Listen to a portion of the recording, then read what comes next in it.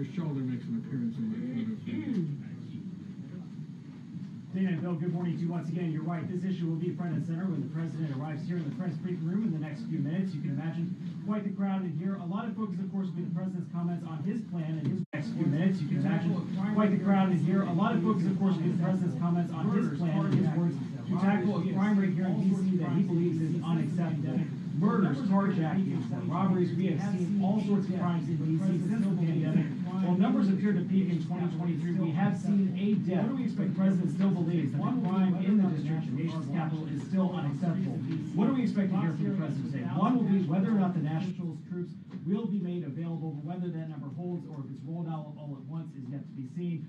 Over the weekend, we saw a number of federal law enforcement agencies, ICBP, FBI, ATF, out on the streets with DC Metro Police, also looking into what's happening on a daily basis. Just over the weekend in Navy Yard, it's a beautiful part of DC, right near where the Washington Nationals play. We saw a fight break out, lots of teenagers, gunshots, and from that we also saw the city impose a juvenile curfew because so much of the focus, Dana, has been on the younger offenders in the district and whether or not the penalties have been too light for those people 14, 15, 16 who may be committing crimes.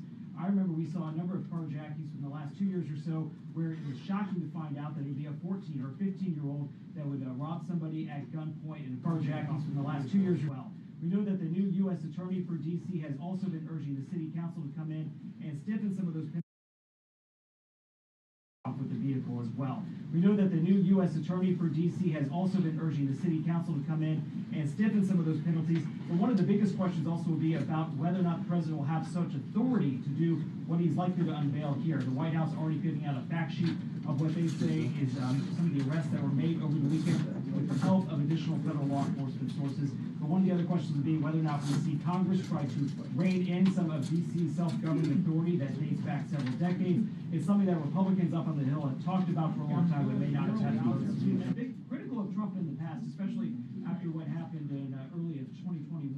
But since then, they seem to have found somewhat of a working relationship. She was on another network over the weekend in which she said that the president would be his authority to send the National Guard out to help with D.C. police, to help with law enforcement. But we've also heard from other D.C. officials, including the sole delegate of D.C. up on Capitol Hill, who believes she does not believe the president has such authority. So obviously the focus will be on what the president is able to implement, what kind of time frame he's looking at. The White House putting out this fact sheet, basically comparing the murder rate of D.C. to other world capitals, looking at Colombia, looking at London, and whether or not those numbers would be acceptable. There's been a lot of talk also about crime this year compared to years past.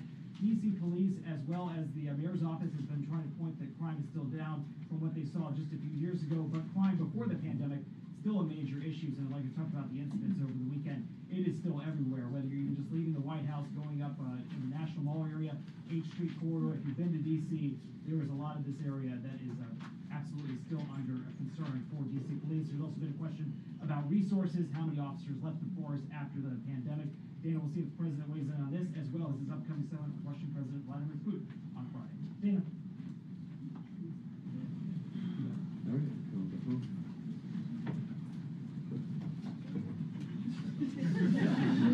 Thank you, John.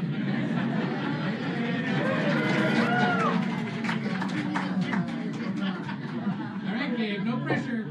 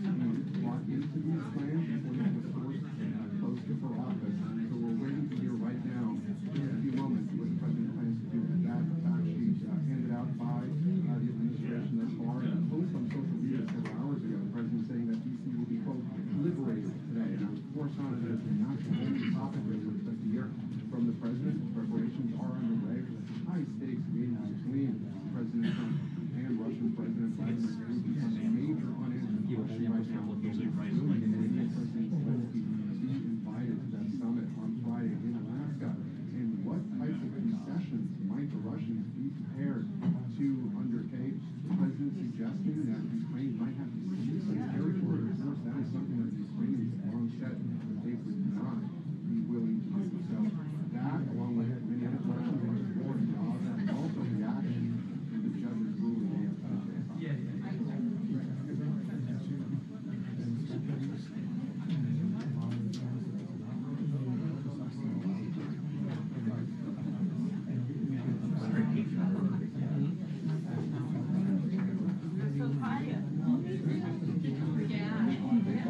Great job.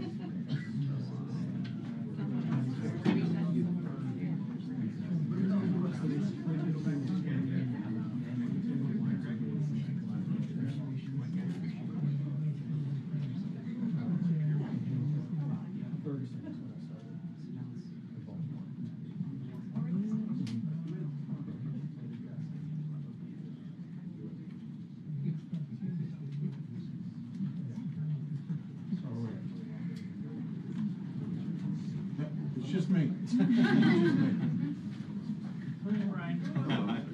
they look ready back there? Yeah. No. No. I'll get down there. The camera pan. I'm gonna be swinging to cover the whole room. I got you. I'm gonna get that. I'll come. Get the seats. Yeah, I will. They're not, it's not gonna matter.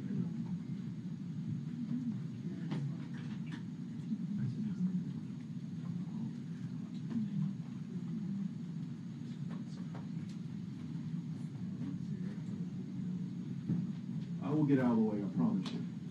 My big head's not gonna block any cameras.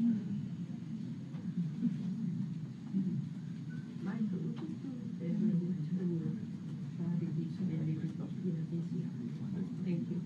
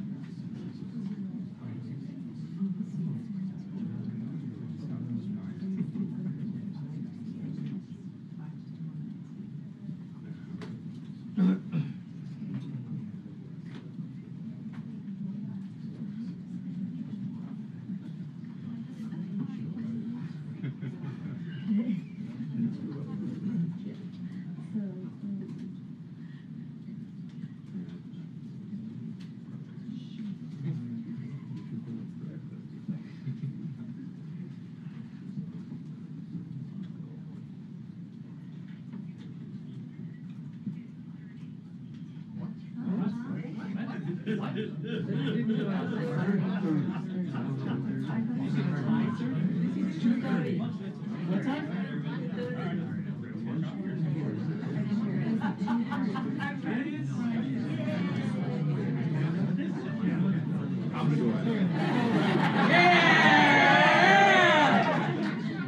Man of the people.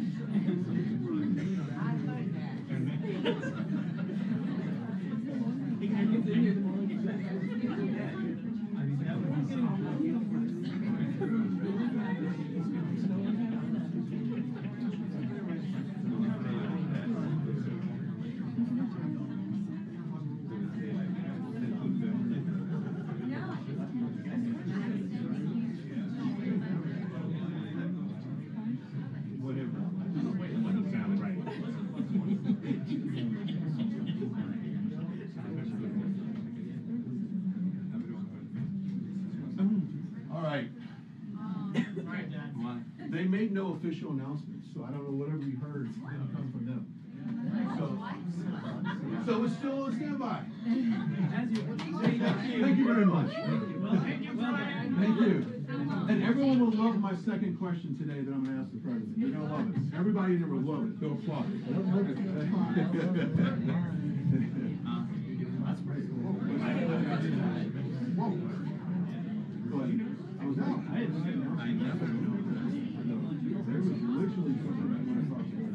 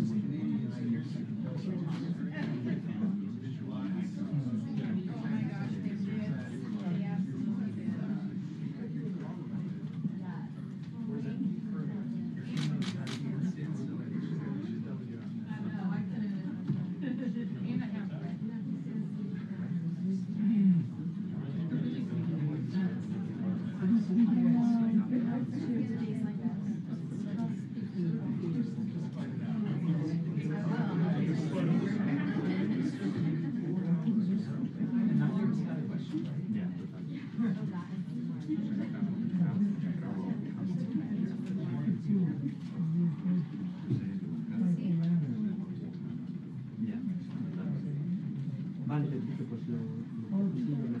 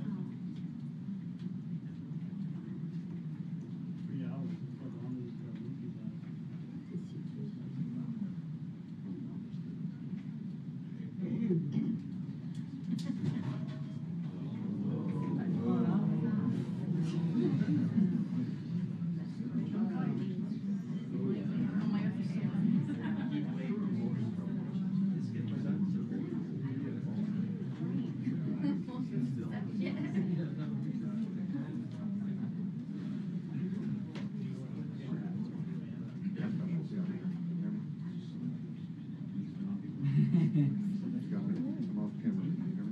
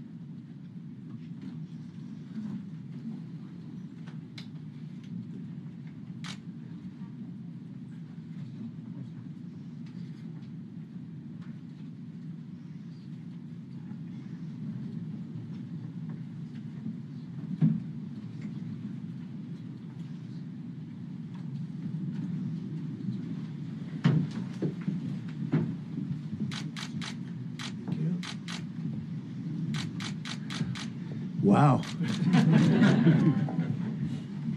I've been up here a lot. I've never seen a crowd like this. I think we need a ballroom, and that's happening. It's going to be a beautiful ballroom. This is really a lot of people, most I've ever seen in this room. And we're here for a very serious purpose, very serious purpose. Something's out of control, but we're going to put it in control very quickly like we did on the southern border. I'm announcing a historic action to rescue our nation's capital from crime, bloodshed, bedlam, and squalor, and worse.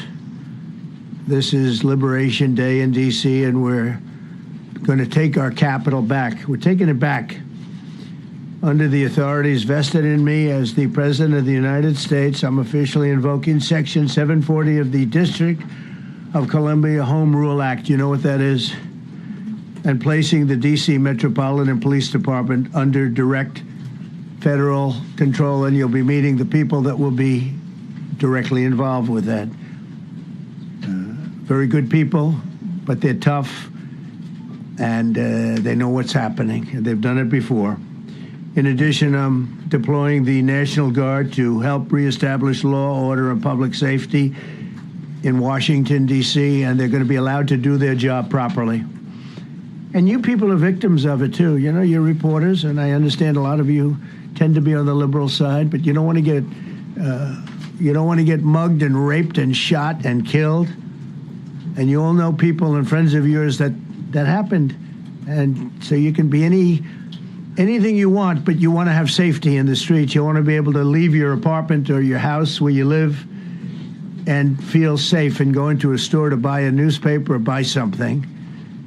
And you don't have that now. The murder rate in Washington today is higher than that of Bogota, Colombia, Mexico City, some of the places that you hear about as being the worst places on earth, much higher. This is much higher. The number of car thefts has doubled over the past 5 years, and the number of carjackings has more than tripled.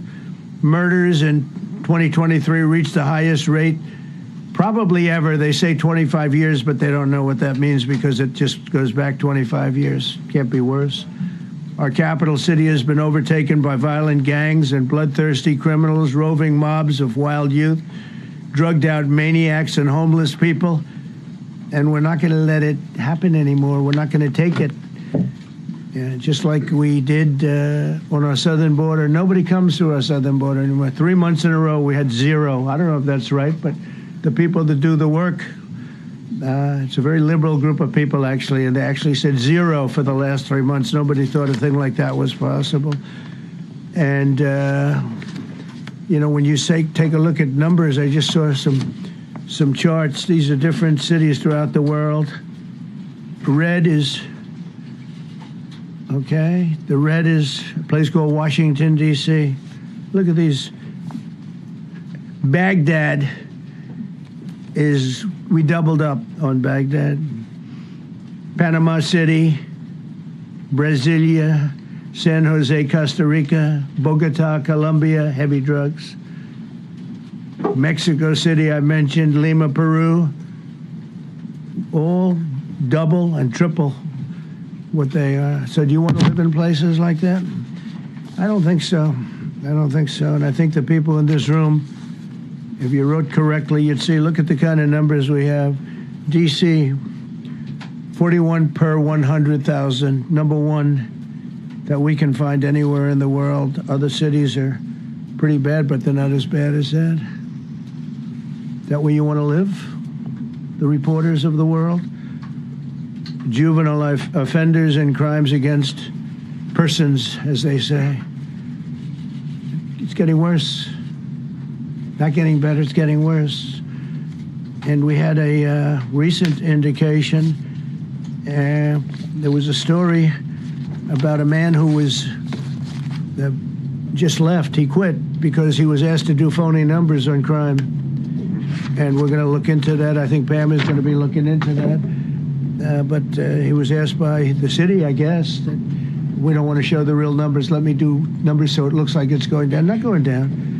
And under Biden, it was a disaster. And nobody did anything about it. We're going to do things about it like you wouldn't believe. Every American has a constitutional right to be able to access and petition their government in safety, and countless federal officials and employees likewise have the right to carry out their jobs in peace without being shot. As you know, I lost a very good person a while ago, was shot waiting for his wife. He was in the car. They robbed his car. They shot him. They killed him like it was nothing to it.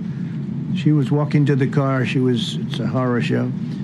This issue directly impacts the functioning of the federal government and is a threat to America. Really, it's a threat to our country. We have other cities also that are bad, very bad. You look at Chicago, how bad it is. You look at Los Angeles, how bad it is. We have other cities that are very bad. New York has a problem. And then you have, of course, Baltimore and Oakland. We don't even mention that anymore. They're so far gone. We're not going to let it happen. We're not going to lose our cities over this. And this will go further. We're starting very strongly with D.C., and we're going to clean it up real quick, very quickly, as they say. Days ago, a former member of the DOJ staff was savagely beaten by a band of roving thugs after defending a young woman from an attempted carjacking. He was left dripping in blood. He thought he was dead, with a broken nose and concussion. Can't believe that he's alive. He can't believe it. In June, a 21-year-old congressional intern was tragically killed after being hit by a stray bullet in a drive-by shooting. A former Trump administration official named Mike Gill, fantastic person, was murdered last year in cold blood in a carjacking blocks away from the White House. We all knew him. Great person. Waiting for his wife as she was walking to the car. A Democrat congressman was also carjacked at gunpoint not far from the Capitol. And in 2023, an aide to Senator Rand Paul was stabbed in the chest and head by a demented lunatic as he walked down the street, just absolutely for no reason. Horrifically, last July 4th weekend, a 3-year-old girl was shot in the head and killed while sitting in a car near the Capitol. It's becoming a situation of complete and total lawlessness. And we're getting rid of the slums, too. We have slums here. We're getting rid of them. I know it's not politically correct. You'll say, oh, so terrible. No, we're getting rid of the slums where they live. Caravans of mass youth rampage through city streets at all times of the day. There are ATVs, motorbikes. They travel pretty well. Entire neighborhoods are now under emergency curfews. Just this past weekend, gunfire went through, and you saw that, the Navy Yard. I saw it this morning. They saw that they fought back against law. See, they fight back until you knock the hell out of them, because it's the only language they understand. But they fought back against law enforcement last night. And they're not going to be fighting back long, because I've instructed them and told them whatever happens, they love to spit in the face of the police. As the police are standing up there in uniform, they're standing and they're screaming at them an inch away from their face. And then they start spitting in their face. And I said, you tell them, you spit and we hit. And they can hit real hard. It's a disgusting thing. I've watched that for years, for 3-4 years. I've watched them. The police are standing, and they're told, don't do anything under any such, and you can see they want to get at it. and they're standing there, and people are spitting in their face, and they're not allowed to do anything. But now they are allowed to do whatever the hell they want. This dire public safety crisis stems directly from the abject failures of the city's local leadership. The radical left city council adopted no cash bail. By the way, every place in the country where you have no cash bail is a disaster. That's what started the problem in New York, and they don't change it. They don't want to change it. That's what started it in Chicago. I mean, bad politicians started it, bad leadership started it, but that was the one thing that's central: no cash bail. Somebody murders somebody and they're out on no cash bail before the day is out. We're going to end that in Chicago. We're going to change the statute. I spoke with Pam and Todd and everybody. We're going to change the statute, and I'm going to have to get the Republicans to vote because the Democrats are weak on crime, totally weak on crime. They don't know why. They want to stop because they get mugged too. But we're going to change no cash bail. We're going to change the statute and get rid of some of the other things. And we'll count on the Republicans in Congress and Senate to vote. We have the majority, so we'll vote. We don't have a big majority, but we've gotten everything, including the great, big, beautiful bill. Got that done, and that's one of the greatest things that's ever happened to people in this country.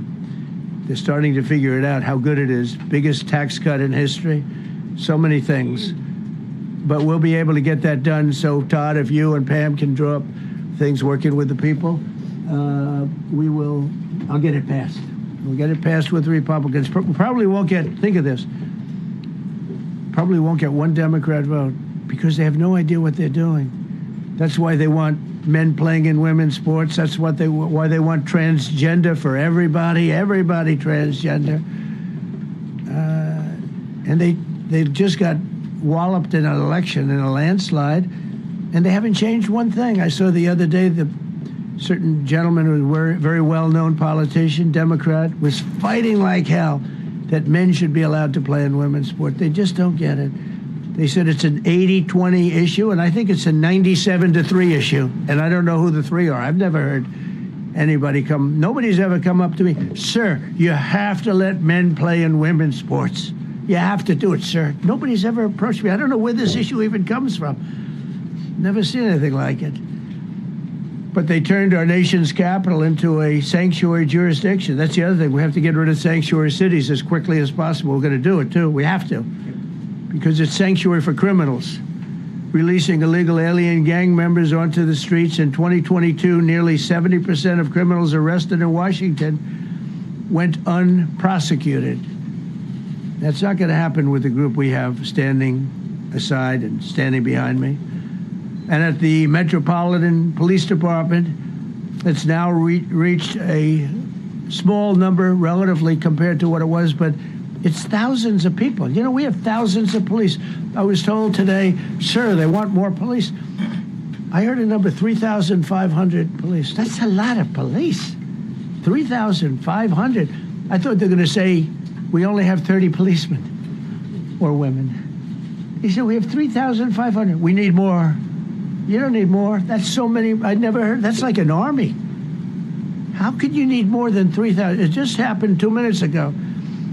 Sir, they've requested more police. Oh, what do they have? About 3,500. I said, 3,500? This is not a big area. It's ridiculous. What you need is rules and regulations, and you need the right people to implement them. And we have the right people here, that I can tell you. Look at the border.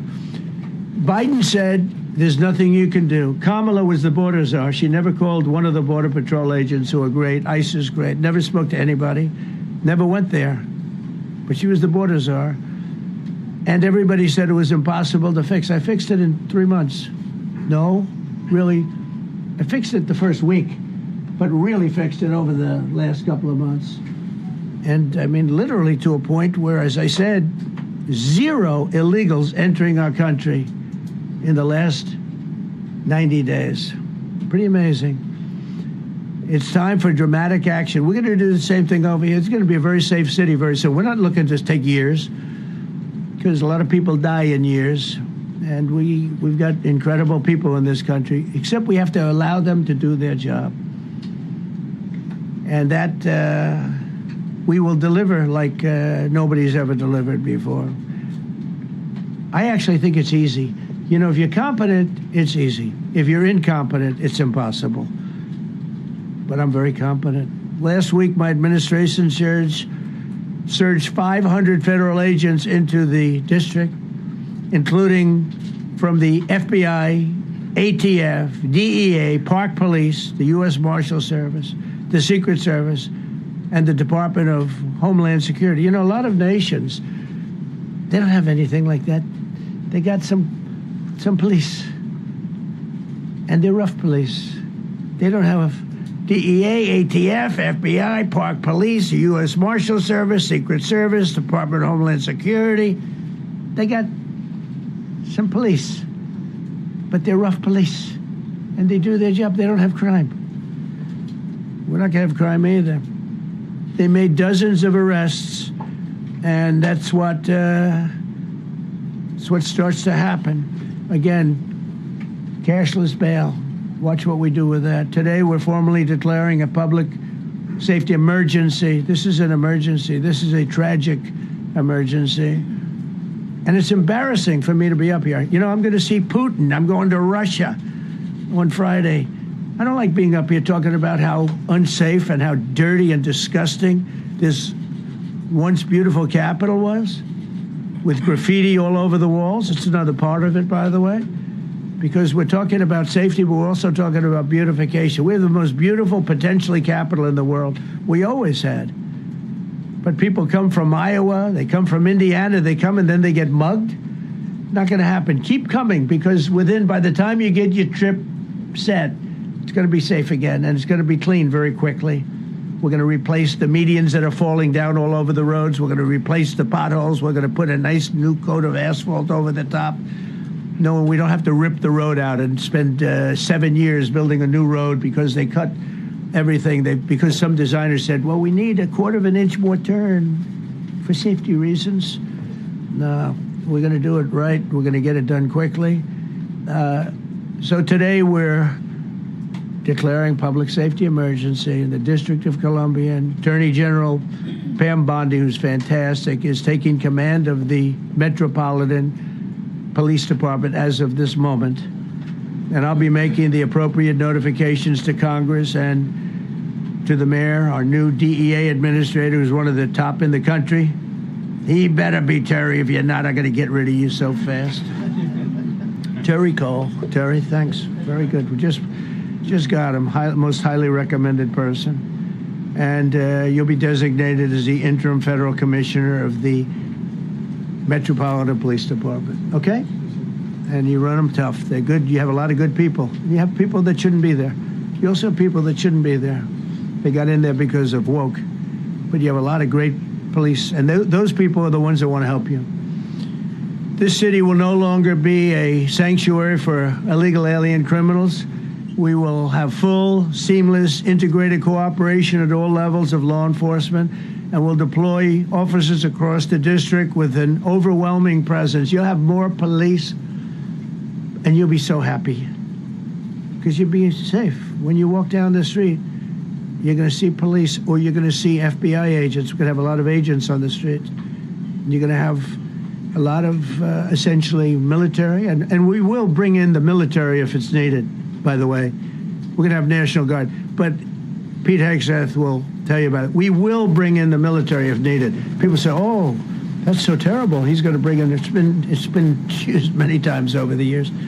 I don't think we'll need it. I think we've got so many great people, including the people that are in the police department with proper leadership. They'll immediately begin massive enforcement operations targeting known gangs, drug dealers, and criminal networks to get them the hell off the street, maybe get them out of the country, because a lot of them came into our country illegally. They shouldn't have been allowed in. They come from Venezuela. They come from all over the world. We're going to get them the hell out. They won't be here long. But some of these people, a lot of them, are homegrown criminals. And these are bad people. These are rough people. And this is just a list of some of the people that were given to me today that were criminals removed from the D.C. streets this weekend. They were rough and tough. But we're rougher and tougher. Look at these people here. Nothing, you know. They're not going to be your local school teacher. Look at this guy. He has killed people numerous times. They're not going to be an asset. They will never be an asset to society. I don't care. I know we all want to say, oh, they're going to be rehabbed. It's not going to be rehabbed. I'm going to ask Doug Burgum to come up and say a couple of words because he's in charge, as you know. He's Interior, but he's in charge of the U.S. Park Police. And I've heard so many great things about the Park Police. They're proud of it. They've been there for a long time. Their families oftentimes grow into the roles. They love the country. They love this area. So, Doug, could you say a few words, please? Thank you, Mr. President.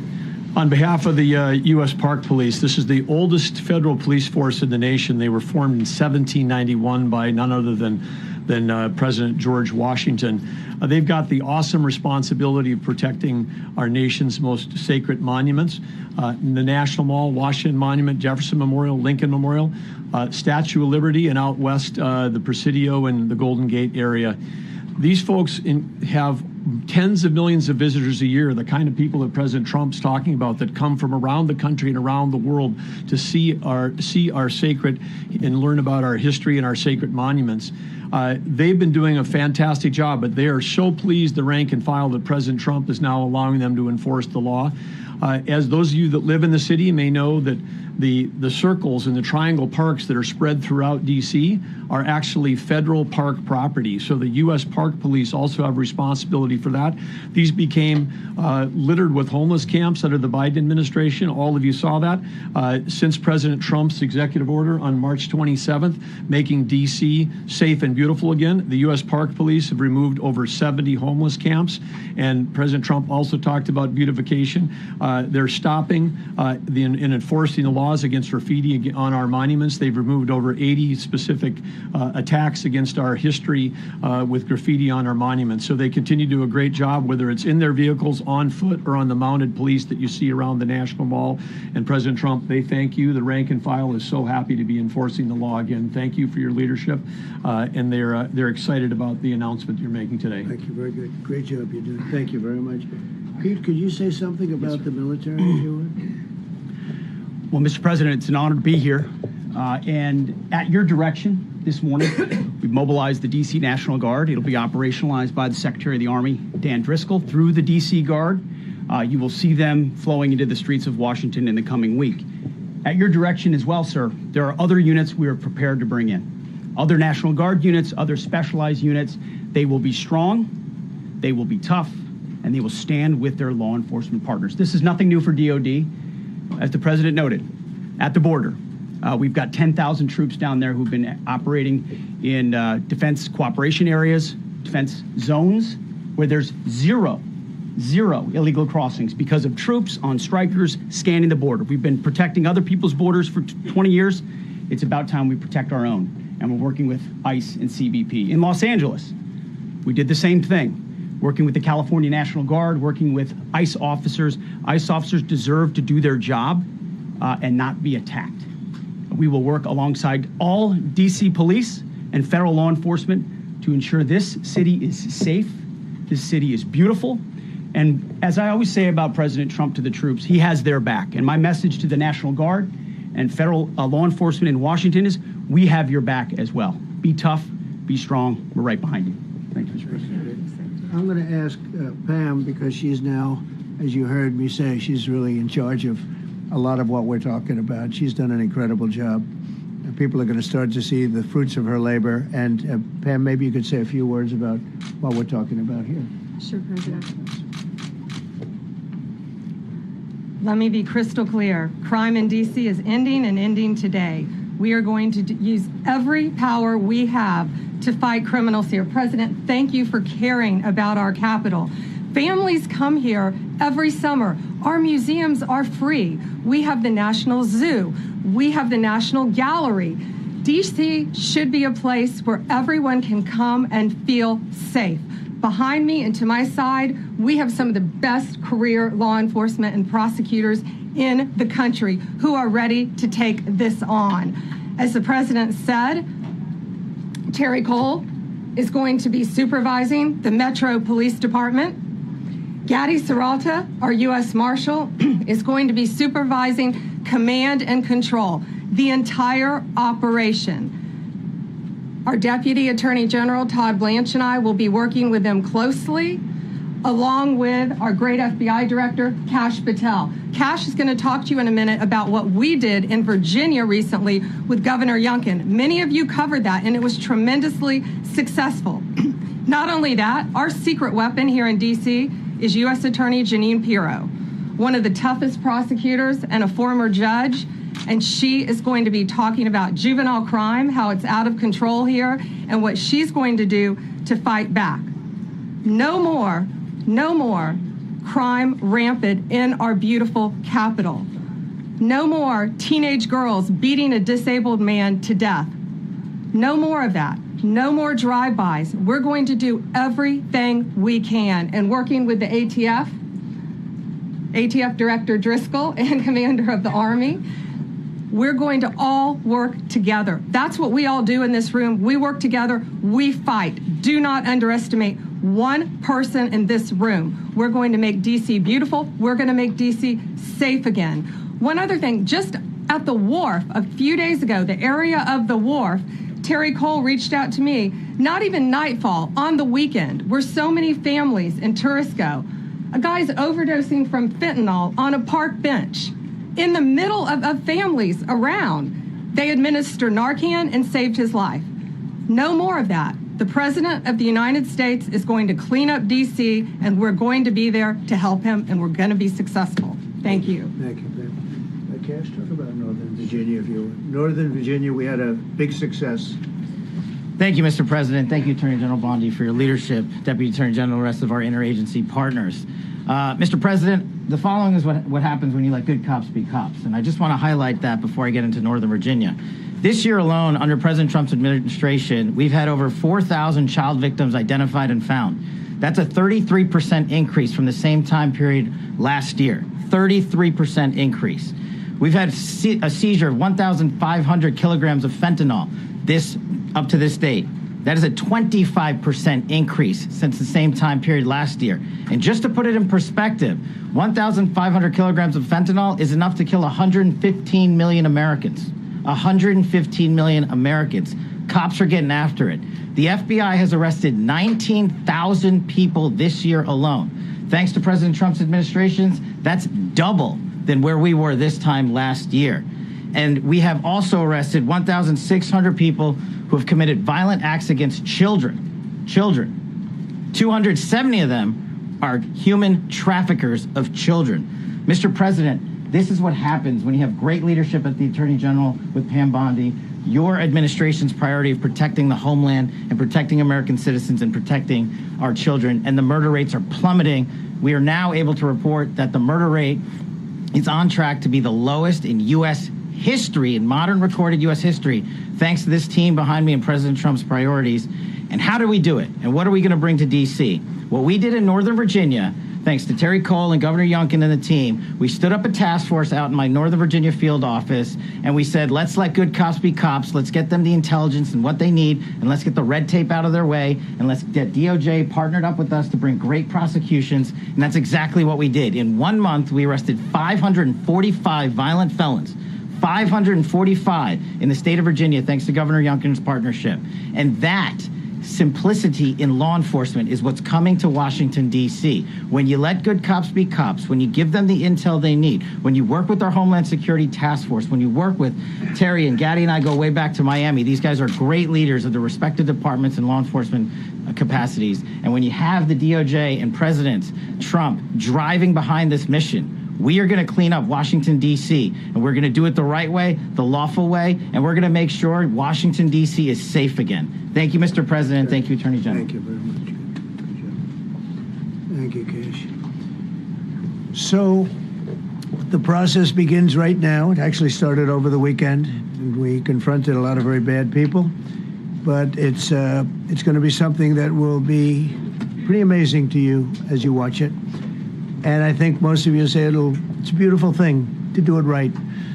We're going to be removing homeless encampments from all over our parks, our beautiful, beautiful parks, which now a lot of people can't walk on. They've been they're very dirty, got a lot of problems. But we've already started that. We're moving the encampments away, trying to take care of people. Some of those people, we don't know how they even got there. Some of those people are from different countries, different parts of the world. Nobody knows who they are. They have no idea, but they're there. We're getting rid of the people from underpasses and public spaces from all over the city. There are many places that they can go, and we're going to help them as much as you can help. But they'll not be allowed to turn our capital into a wasteland for the world to see. The Metropolitan Police Department and the federal authorities will be supported in the effort, a really big effort, the 800 D.C. National Guardsmen that we'll put on, and much more if necessary, much more. You remember I said, I offered 10,000 once. Remember I said to a certain person who I thought always was highly overrated, not very competent, but I said, if you need them, we'll give you 10,000 of the military or the National Guard. They turned me down. But if necessary, we're going to move service members directly to joining the Guardsmen, and that'll take place very rapidly, and that'll be done in conjunction with Pam and with Pete and everybody else. Washington, D.C. should be one of the safest, cleanest, and most beautiful cities anywhere in the world, and we're going to make it that. We're going to make it safe. We're going to make it smart. We're going to make it beautiful, so beautiful. Some of the buildings, we're going to add to it. You see what we've done at the White House. White House is a whole different building. I do that in my part-time because it's a natural instinct as a real estate person. I was very good at that, and I was very good at fixing things up. I like fixing things up.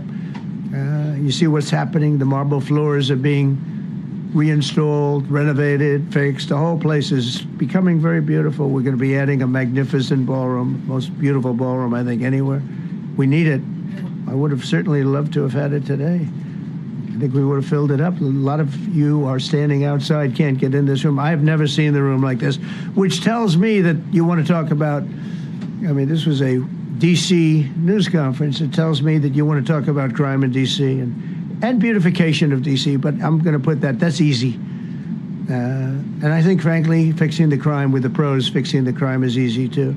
A person who I've known for a long time, and she's been incredible. She was a fantastic, one of the best ever district attorneys in New York. She was in Westchester, and she became a judge, very successful judge. And then she went into show business because she was such a good DA and such a good judge, tough judge, but fair, always fair. Nobody ever complained about that, but she was tough. And because of that and her reputation, she went into showbiz. So a lot of people don't, they think of Janine as showbiz. Actually, showbiz was not her thing. And she did great. She was on, along with a couple of other of my friends, on the #1 show. And she did great, but this is what she loves doing. This is really her baby. What she's going to do is going to be incredible.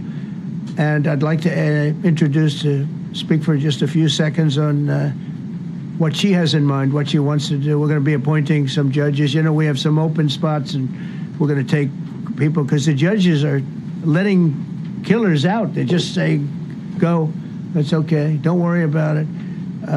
So we're putting some, Pam recommended, Todd recommended, some judges that are great. Janine recommended. Janine's given me 3 great candidates already. We have about 10 open spots, and we could probably create some more. We need them. Janine, would you say a few words, please? Thank you very much, Mr. President, and thank you, Madam Attorney General, and to all my partners here. We all want the same thing. We all want a safe city. We want a safe capital. We want to be able to bring our families here. We want to be able to come and enjoy the history that makes this place great. And unfortunately, we are not in that position right now. And Mr. President, I want to thank you for taking the step that we need right now to make criminals understand that they are not going to get away with it anymore. And I'm not going to stand here and go over and over the cases. But what I can tell you is this. I see too much violent crime being committed by young punks who think that they can get together in gangs and crews and beat the hell out of you or anyone else. They don't care where they are. They can be in DuPont Circle, but they know that we can't touch them. Why? Because the laws are weak. I can't touch you if you're 14, 15, 16, 17 years old and you have a gun. I convict someone of shooting another person with an illegal gun on a public bus in the chest, intent to kill. I convict him. And you know what the judge gives him? Probation. Says you should go to college. We need to go after the D.C. Council and their absurd laws. We need to get rid of this concept of, no cash bail.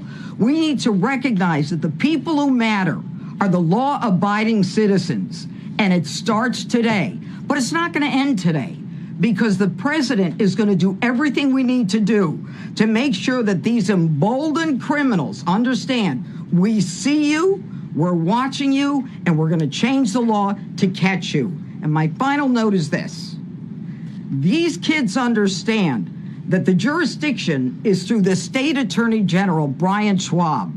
I did a poster of the young man from Doge who was beaten bloody with a severe concussion, a broken nose.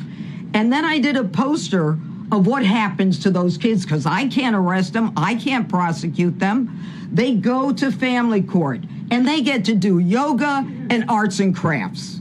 Enough. It changes today. Thank you, Mr. President. Thank you, Jim. You're welcome. Great job. Thank you. If I could, I just signed some executive orders. I'd like to have Will please come up and we'll let the people know what we signed. Do you want to put them down? Yes, sir. Go ahead. A short while ago in the Oval Office, President Trump signed 2 crucial executive actions to deal with the emergency crime conditions we currently face in the District of Columbia.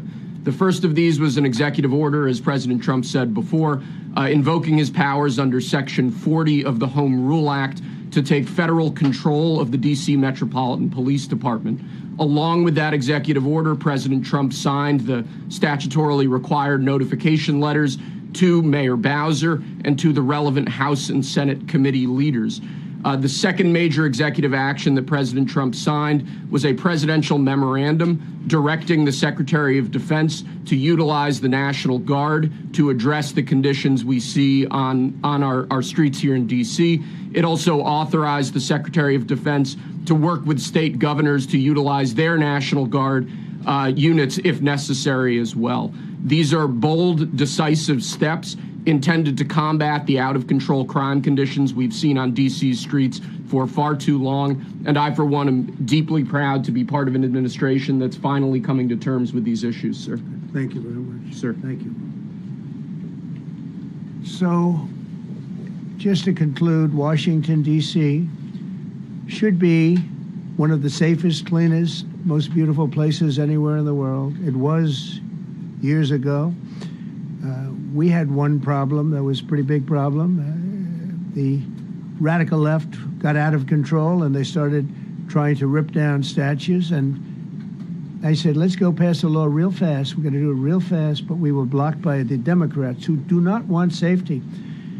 Nobody gets it. I don't get it.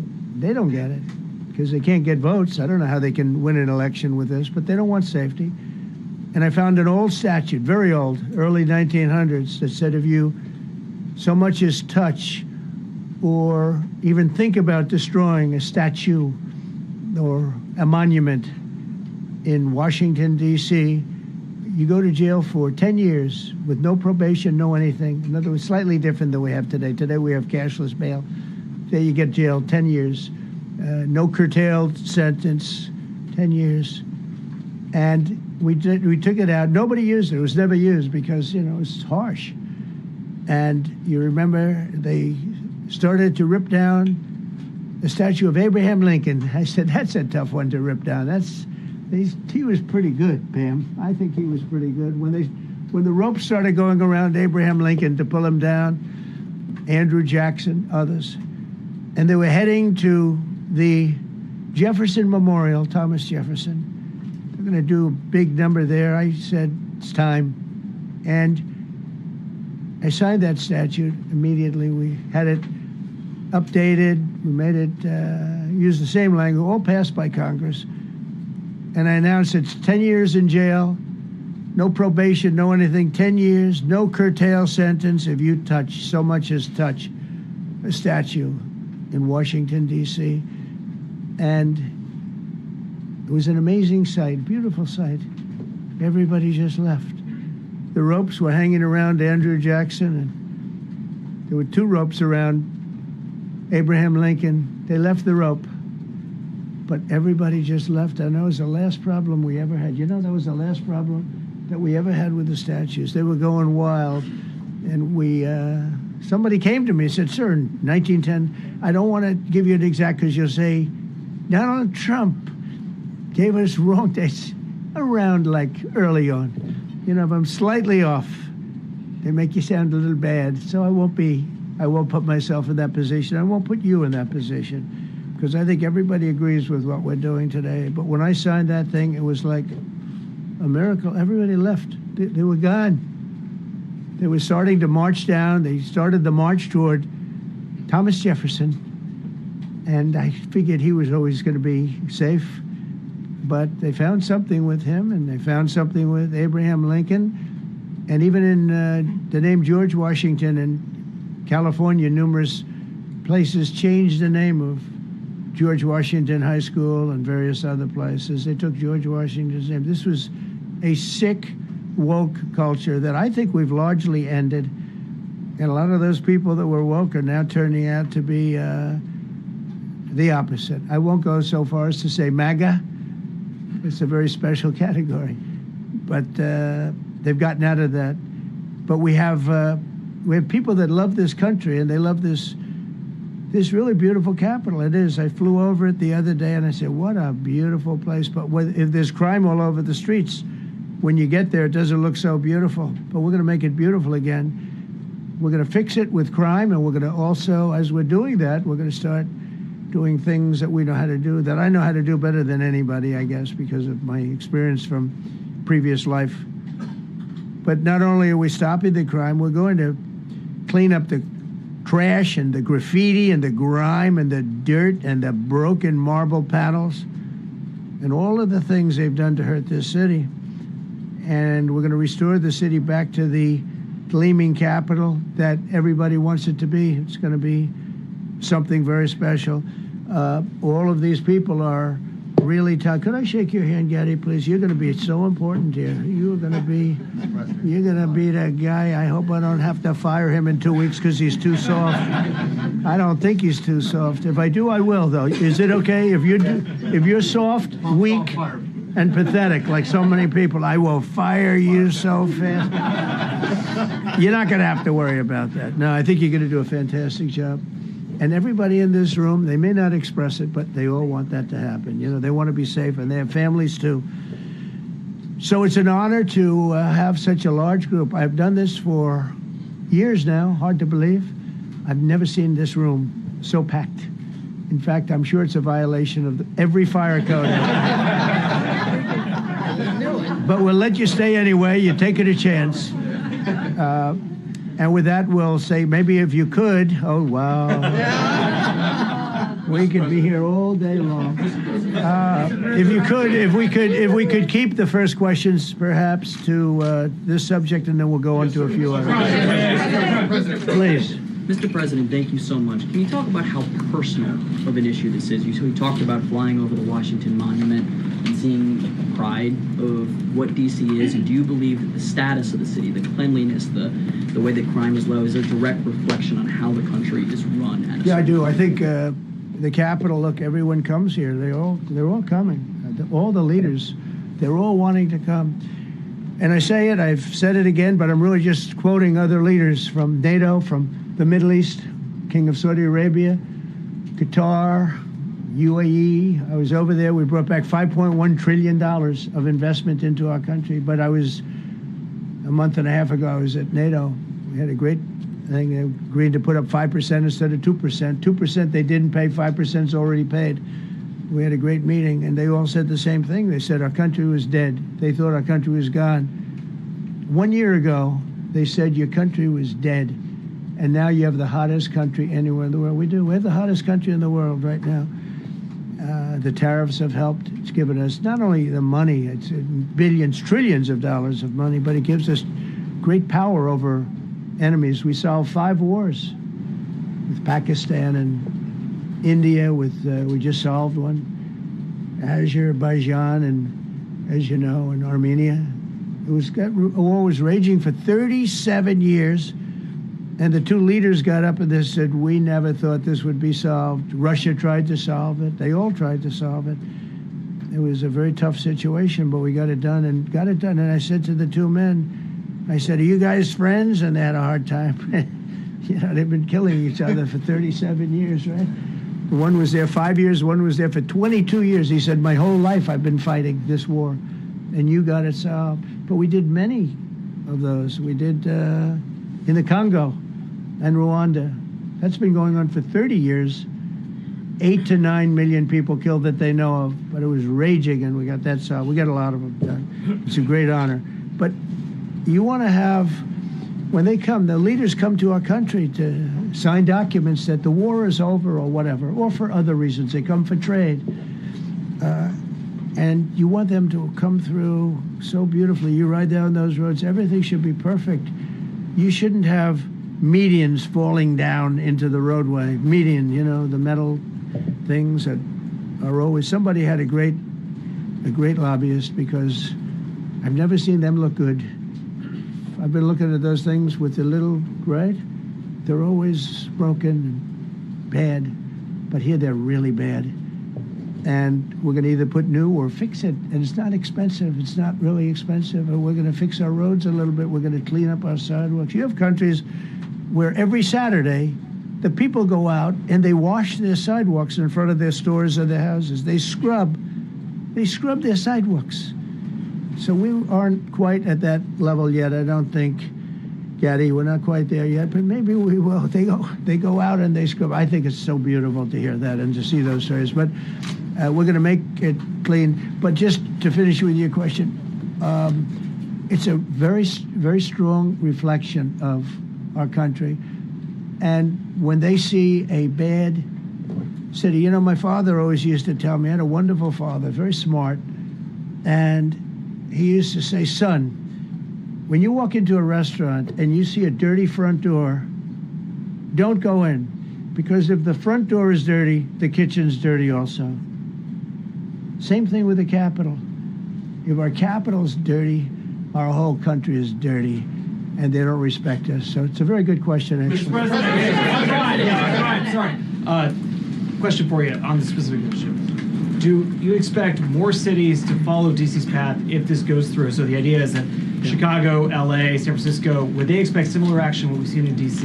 And the other question, sir, there's reporting that the administration is going to reclassify marijuana. Would that send mixed messages that if marijuana is okay, some drugs are okay, but we're trying to clean up crime? How do they go hand in hand? We're only looking at that. That's early, but somebody reported it, which is fine. We're looking at it. Some people like it. Some people hate it. Some people hate the whole concept of marijuana, because if it does bad for the children, it does bad for people that are older than children. But we're looking at reclassification, and we'll make a determination over the next few weeks. And that determination hopefully will be the right one. It's a very complicated subject, the subject of marijuana. I've heard great things having to do with medical, and I've had bad things having to do with just about everything else. But medical and, for pain and various things, I've heard some pretty good things, but for other things, I've heard some pretty bad things.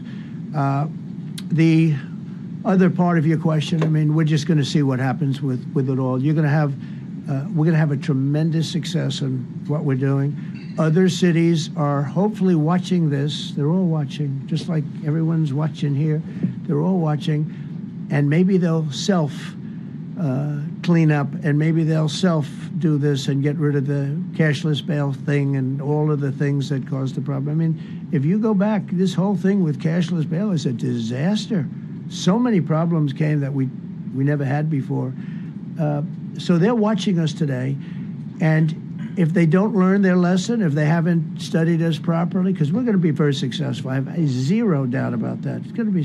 It's a question of will it be really fast, like the border, You know, everyone said, they used to say, Biden used to say, I need legislation. I didn't get any legislation. I called up our people, and we did a great job. Tom Homan was great. As you know, our secretary did a great job. They did a great job. There's no games. They didn't play games. And we're going to have the same thing here. But then I'm going to look at New York in a little while. Let's do this. Let's do this together. Let's see. It's going to go pretty quickly. And if we need to, we're going to do the same thing in Chicago, which is a disaster. We have a mayor there who's totally incompetent. He's an incompetent man. And we have an incompetent governor there. Pritzker's an incompetent. His family threw him out of the business, and he ran for governor. And now I understand he wants to be president. But I noticed he lost a little weight, so maybe he has a chance. You know, you never know what happens. But Pritzker's a gross incompetent guy, thrown out of the family business. But when I look at Chicago and I look at L.A., if we didn't go to L.A. 3 months ago, L.A. would be burning like the part that didn't burn. If he would have allowed the water to come down, which I told him about in my first term, I said, you're going to have problems. Let it come down. We actually sent in our military to have the water come down into L.A. They still didn't want it to come down after the fires. But that was it. We have it coming down. But hopefully L.A. is watching. That mayor also. The city's burning. They lost like 25,000 homes. I went there the day after the fire. You were there. And I saw people standing in front of a burned down home. It was, their homes were incinerated. They weren't like, even the steel was literally, it was all warped and literally disintegrated because of the winds and the flame and the whole thing. It was like a blowtorch. They were standing on this beautiful day, maybe a couple of days after. We gave it a little time because what they had suffered. Almost 25,000 homes. And you see what's happening now. They didn't give their permits. I went to a town hall meeting. I said, we're going to get you the federal permits, which are much harder. Almost immediately, Lee Zeldin is a star. He did an incredible job. They have all their federal permits. They don't have their city permits. And the mayor said to me, we think we can have them in 2 years. I was walking down the street, and I met with firemen and police. And I was saying hello to many people that were standing in front of their homes with yellow tape. You can't go in. You can't go onto the lot. And those people wanted to start rebuilding their homes then and there. And the mayor said, we should be able to get them the permits within 2 years. I said, that's a shame. 2 years? Are you kidding? I'm going to get them the federal permit like almost immediately, 2 years. And she drew it back, well, maybe 1 year. The place was booing her out of the place. They don't have their permits to build their homes.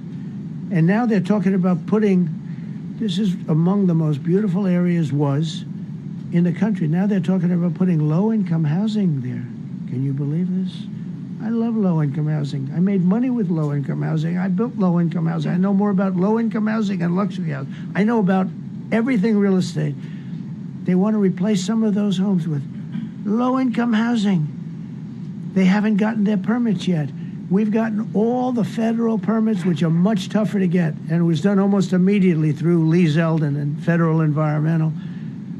And I watched the other day, those people are angry. And now, you know, they had they loved that area. They loved the whole big area, different places, but they loved it. It was all luxury stuff and beautiful stuff, and some wasn't that luxury, but the level of love for that neighborhood, their neighborhoods, was incredible. And you know what? I watched people on television, they want to go, they want to leave. They've lost their spirit, they've lost their heart, because the mayor's incompetent. And Gavin Newsom is incompetent. He's got a good line of bullshit, but that's about it. He's incompetent. And you have Los Angeles is, you know, it's amazing. You know, I called, the first thing I did, I got the Olympics to go there. I was the one that got it.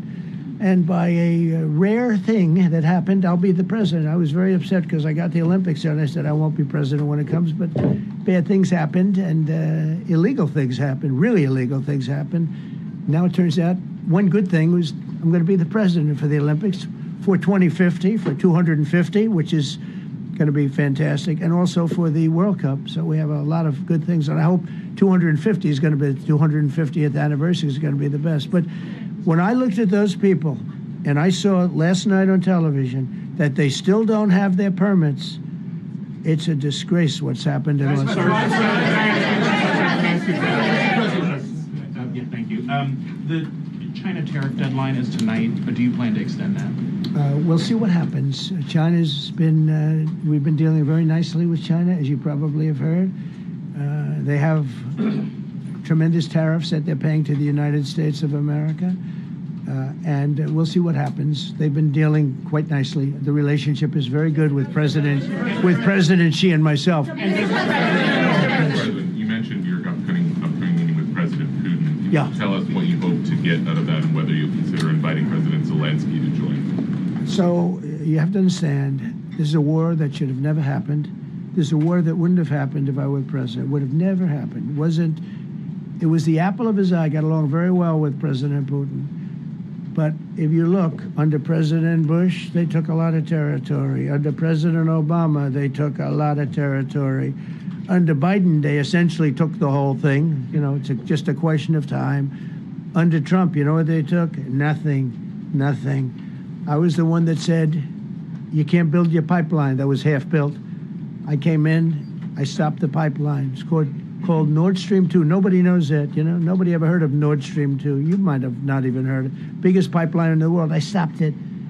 I was not a friend of Russia, but I got along well with Putin. It's always good to get along with other countries if possible, but that doesn't mean you roll over like Biden did. Biden came in and he immediately approved the pipeline. I couldn't believe it. Then they say Trump wasn't tough on Russia. I wasn't tough. I was the toughest.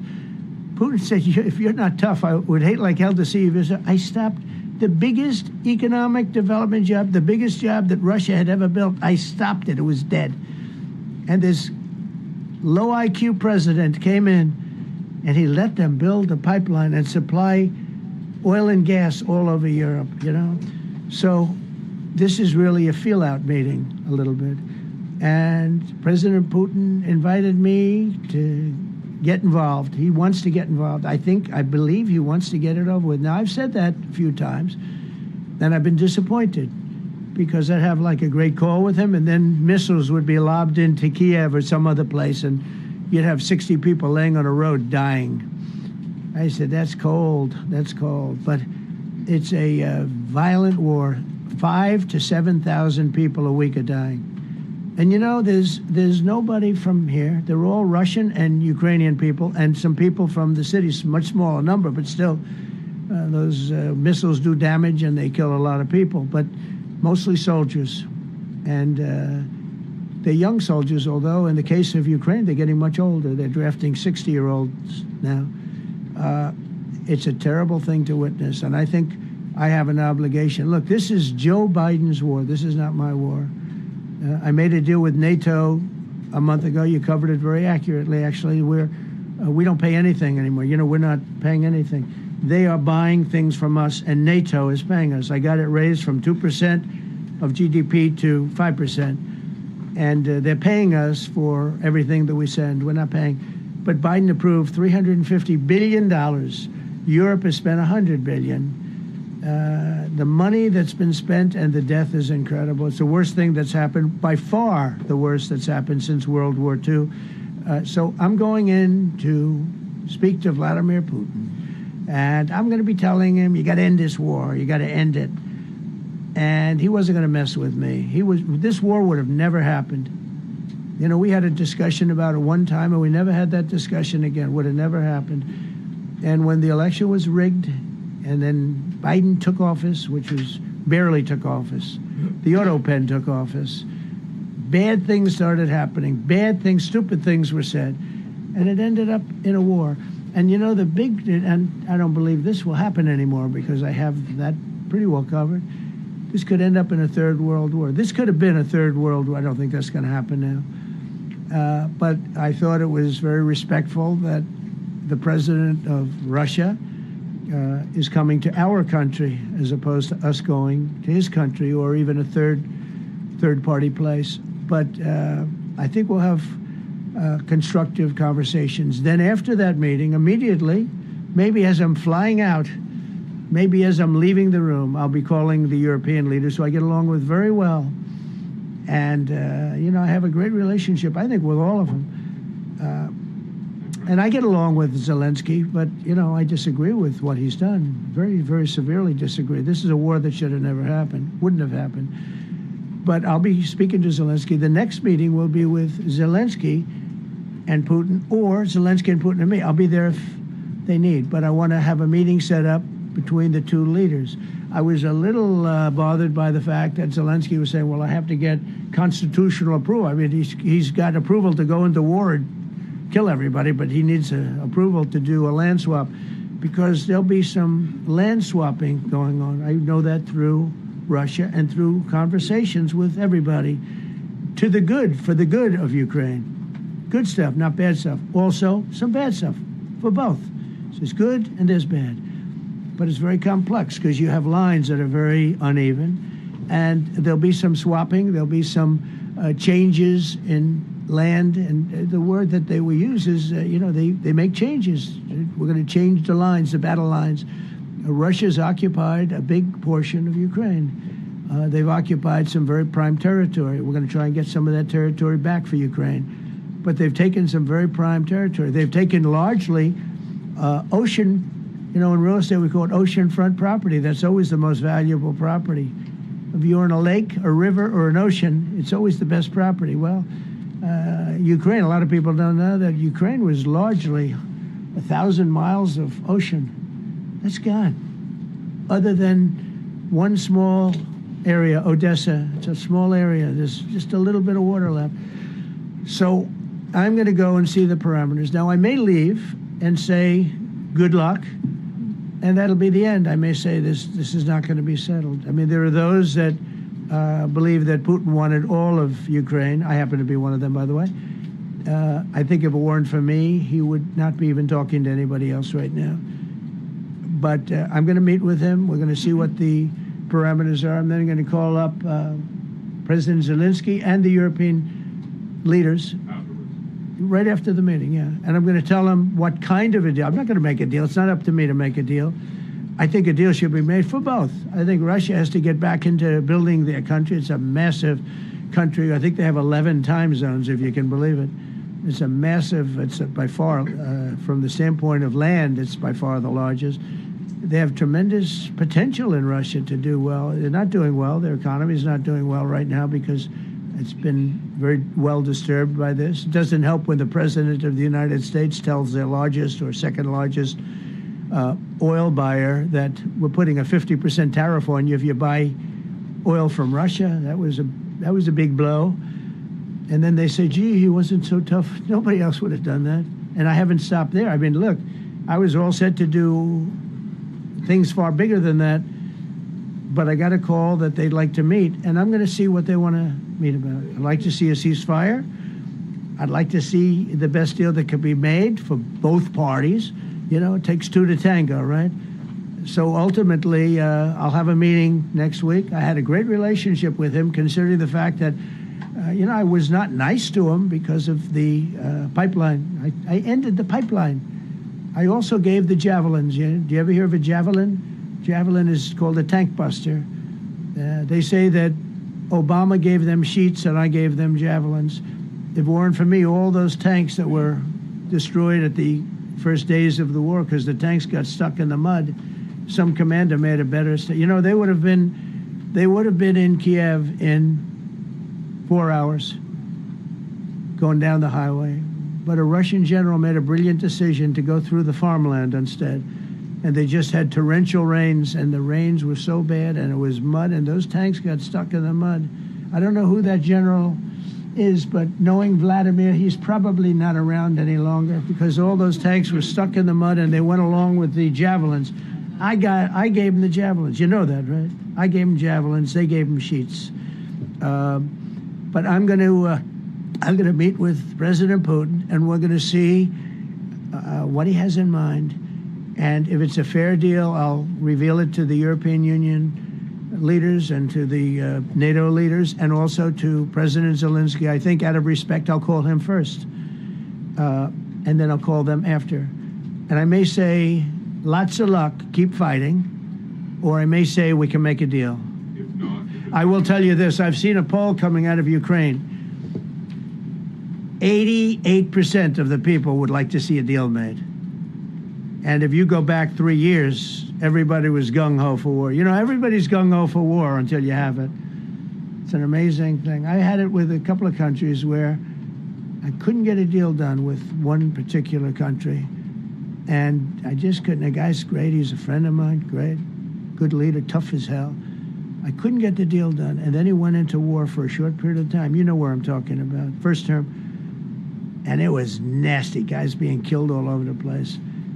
And he went through 1 week of war, and I was able to get the deal done. He said, "This is nasty." Yes, please. Yeah, just to follow up on what you were saying there.